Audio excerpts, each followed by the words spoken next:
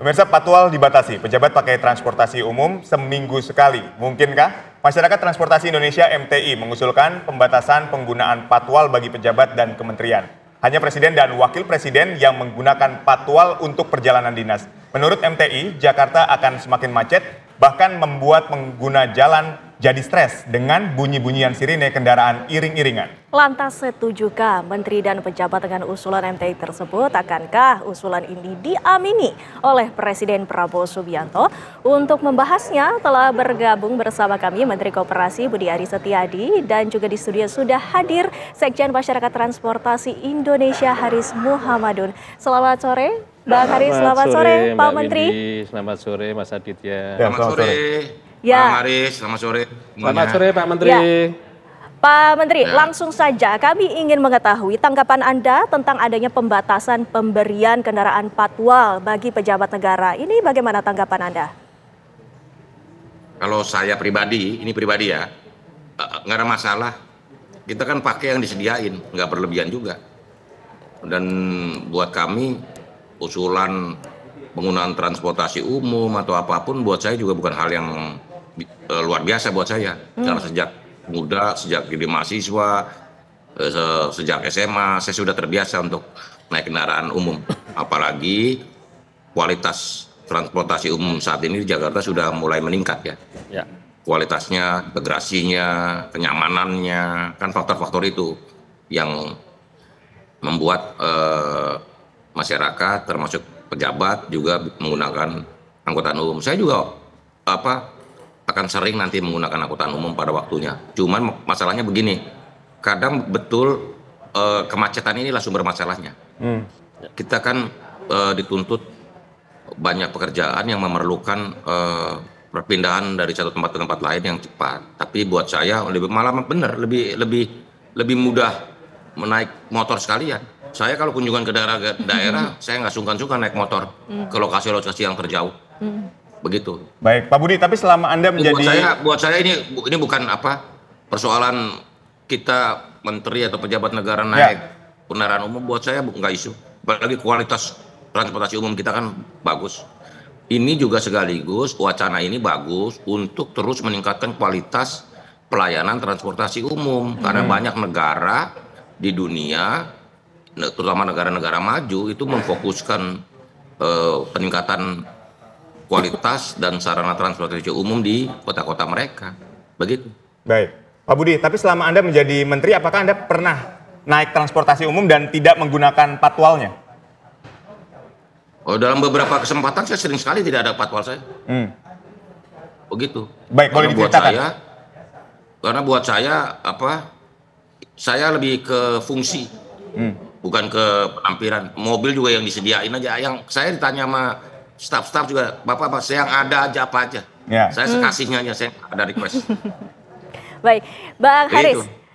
Baik. Tadi juga Pak Menteri sudah menjelaskan bahwa ya yang ada saja. Bahkan ditantang untuk naik kendaraan umum juga tidak takut. Pak Menteri mengatakan seperti itu. Tapi sebenarnya landasannya sebenarnya apa dari usulan tersebut hingga muncul bahwa saran untuk pejabat negara khususnya para menteri dan juga setingkatnya ini untuk menggunakan transportasi umum?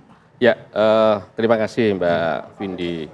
Jadi masyarakat transportasi Indonesia ini kan selalu mengadvokasi bagaimana pembangunan transportasi publik itu betul-betul bisa berjalan dengan baik, kemudian digunakan oleh masyarakat.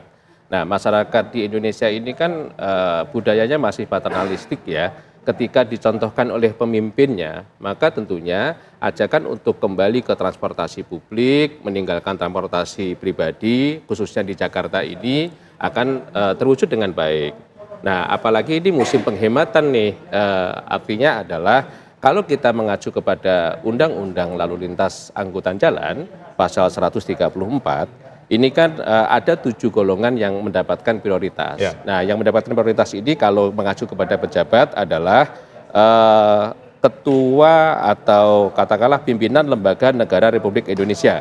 Nah, pimpinan lembaga negara Republik Indonesia ini kalau trias politika kan ada yudikatif, eksekutif, kemudian legislatif. Nah, artinya adalah kalau kita mengacu kepada pasal ini, eksekutif itu ya pimpinannya presiden dan wakil presiden. Nah, oleh karena itu tentunya yuk kita kembali kepada pasal 134 undang-undang tersebut. Kemudian, nah, yang menteri dan setingkat menteri apa? Yuk mari kita contohkan kalau seandainya seminggu sekali saja Pak Menteri itu menggunakan transportasi publik, maka ini akan jadi contoh yang bagus bagi masyarakat untuk menggunakan transportasi publik. Sehingga ruang-ruang yang ada di Jakarta ini akan lebih efisien, pola pergerakan akan lebih efisien, karena masyarakatnya sudah mengambil transportasi publik untuk pergerakan utama mereka yang aktivitas mereka di Jakarta. Itu sih harapannya supaya nggak lebih macet. Dan tadi kalau ditambah lagi yang seperti Pak Joko, Wakil Ketua kami sampaikan sebelumnya tadi, ya bisa stres ini kalau sudah macet, ada nguwing-nguwing, lalu menggunakan jalur Transjakarta pula misalnya. Ini kan menjadi hal yang tidak baik untuk kondisi sebuah negara maju, katakanlah kota Jakarta yang menjadi sementara ini kan masih ibu kota. Kota-kota yang lain seperti disampaikan oleh Pak Menteri Budi Ari tadi, betul, kota-kota lain di negara yang sudah maju, transportasi publiknya sudah bagus. Dan Jakarta sudah mengarah ke sana.